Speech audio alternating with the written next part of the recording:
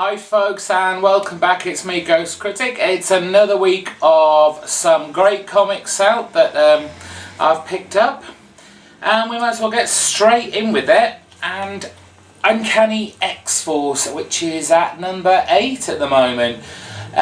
This is a kind of single issue self-contained story, focusing on this time really a face-off between Psylocke and the Shadow King.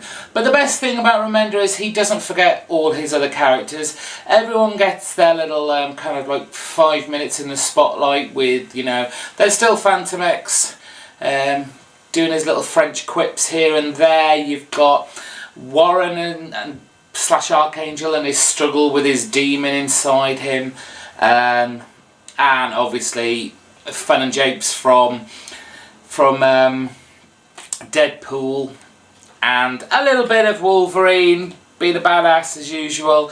It's a good issue. It's the psychic battle between Psylocke and the Shadow King, which is very dynamic, very imaginative, and reveals, you know, a little bit more layers of Psylocke and everyone around her. Billy Tan's on the artwork this time, and it's not too much of a departure from previous issues style-wise, but I guess that's because Ribick's still on the colouring, which is just lovely. I'm looking forward to the next issue. There's still, this is the team that kills, and they seem to want to throw that in you on every issue, and I guess this week it was Warren Archangel's go to kill someone, you know, for good reasons, obviously. You know, they're not just killing anyone randomly. Anyway, great issue. Remender, there's just no dip in quality here. Every issue, 8 issues of just fine comic book telling. Best X title on the shelves at the moment. And we go on to a Vertigo title. We've got Fables, which is now at issue 104, and we are continuing with this kind of like super team hero arc and the upcoming battle with the Dark Man. The first half of this comic is fantastic. It's a kind of spoof homage to kind of the early X-Men days, except these people are called the F-Men. Fables, obviously. But then, as the reveal kind of, oh, this isn't kind of, I won't spoil it too much, but you know, the first few pages, it's revealed that it's not real. It's just the tactics that they hope to defeat the Dark Man. And then from then on it just kind of loses its way, which is a shame because I love Fables, and I'll big it up, I'll recommend it every single issue that comes out. But for a long time reader, it's losing its momentum, it's dragging its heels, and not in a good way that we've seen you know, Willingham do in the past, where he's creating or revealing more and more about the characters within his universe. I just feel a little bit disappointed with this issue. As I said, it flips between the Dark Man, who's gone back to the Monday world and setting plans in motion there. We go back to Bigby and Snow White, which, while I do absolutely love that relationship that they're building here, Willingham really gets involved with those two characters, and are probably the most fleshed out and the most interesting of all of the Fables. But, you know, get on with it! Do something with it now. We understand you've made the superhero team. Let's get out there and defeat him, if indeed they do. Ends with a cliffhanger, and we've got a potential father-son fight. Very exciting. Hopefully it'll get better. Still, not that bad a comic. Green Lantern at number 65. Okay. This is an admirable comic book to read. I will recommend this comic to you. It's a pretty damn good issue. The only thing is, I'm lost. And obviously, no, this is part 4 of the new crossover, blockbuster, event, whatever you want to call it, War of the Green Lantern. And this is part 4. I've read part 1, which was issue number 64 of this, and I don't know what's going on. Yes, the issue as it is, great read. I'm confused to hell at why, you know, all the main Green Lanterns like Hal and Guy and John and the other one, the kid one, Ion, whatever his name is, Kyle, that's it. They've not got their rings on anymore. Now I understand they can't put the rings on because the yellow element that was in the Green Lantern has been put back in, and anyone who's wearing a Green Lantern has been taken over now, and that's all Kroner's work.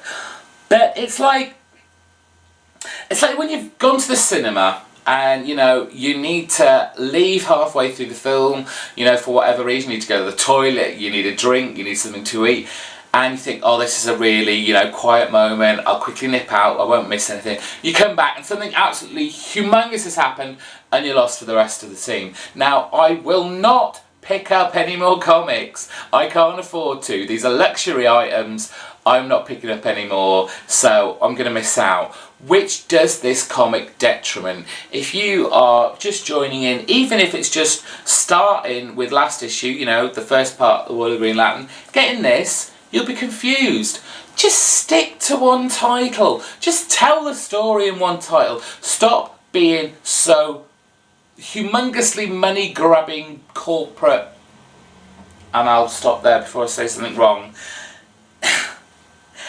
Some nice moments were in the comic. The escape pod and the little conversation between Guy and Hal was hilarious. Hal turning to Guy and saying, "That better be a belt buckle."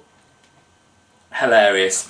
And, you know, the decision about who's going to get which of the other rings of the others is very nice, and of course you get, you know, the little splash page of them all in there now, different coloured lantern outfits, and it's all very nice, but disappointed because I'm not really sure what's preceded it.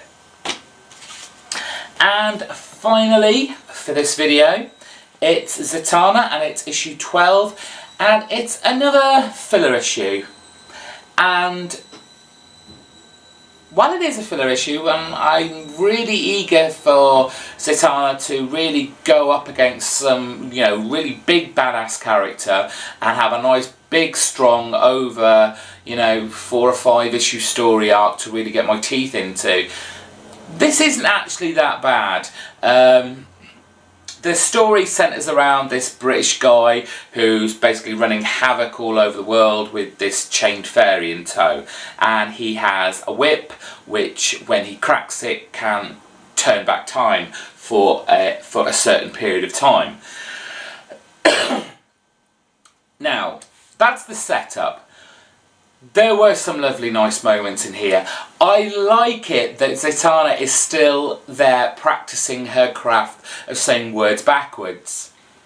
It shows that, you know, this isn't easy for her. She's got to learn these words, and some of them, like you've seen here, are very long, complicated words, and, you know, they're hard enough to say, you know, forwards, never mind say them backwards. So that, for me, that was a nice moment. You know, she just doesn't, these words don't just trip off her tongue. She has to practice, which is nice. It was a nice moment until you realise that you've just been bashed on the head with plotline, and heavy-handedly so. I'm not going to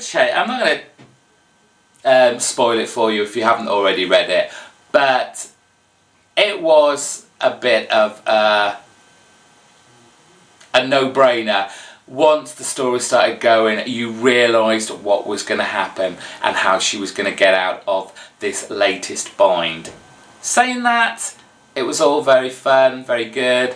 There was a bit cheesiness and filler within the filler issue when she's flying over the city and explaining how magical her city is and how much she loves it and all these places that have these mystical energies. It was a bit filler for me, but overall, you know, it was entertaining for, you know, 5-10 minutes. That is the main comics I bought this week.